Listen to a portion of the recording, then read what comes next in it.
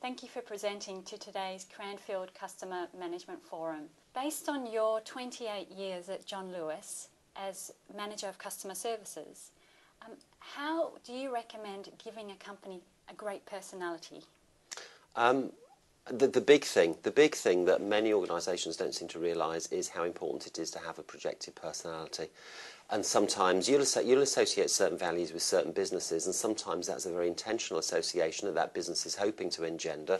Sometimes, if it's less than positive, it might be an association they don't particularly want to engender. But it seems to me many organisations don't proactively manage that, so they project a distinct personality that they believe will be appealing to their customer base. So I used examples of Virgin Atlantic today, who that automatically brings certain thoughts to your mind if you mention their name in terms of their attitude and their personality as a business. The point behind doing that is that in many organisations and in many industries, it's really hard to differentiate because of globalisation, commoditisation coming off that. So differentiating on product or service can be quite difficult. Most organisations then start focusing on processes to make themselves really efficient, and that's absolutely right and proper. I'm not suggesting any of these cannot be dealt with if you're driving a personality. But that's where most business effort seems to go, from what I see, into the product or service or the processes that support it.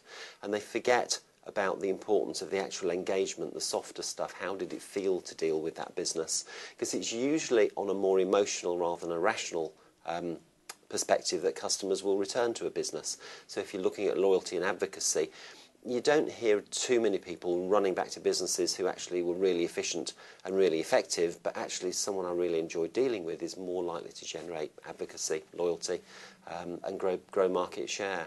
The other reason I'm so passionate about business personality is that very few organisations, in my experience, proactively try and do it.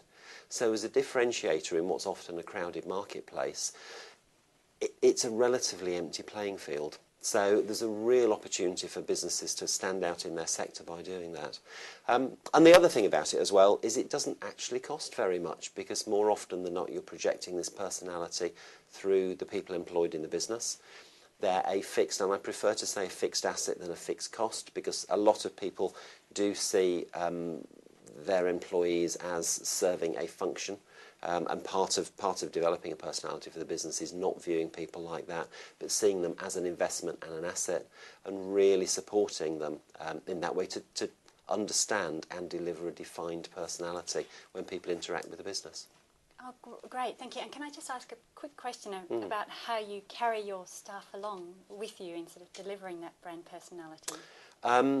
You have to articulate it, and it needs to be a very simple articulation. So the John Lewis one was great place to work, great place to shop. I've just finished working with an adult social care team who came up with People, Passion, Pride. It was what they wanted to be known for. And then it's a huge amount of communication, explaining to people why we think it's important they express a personality when they're at work, and define a personality for the organisation. And then you measure it, and then you lead against it. And it's the leadership that actually develops it and hones it and refines it and improves performance usually. Thank you very much. You're welcome.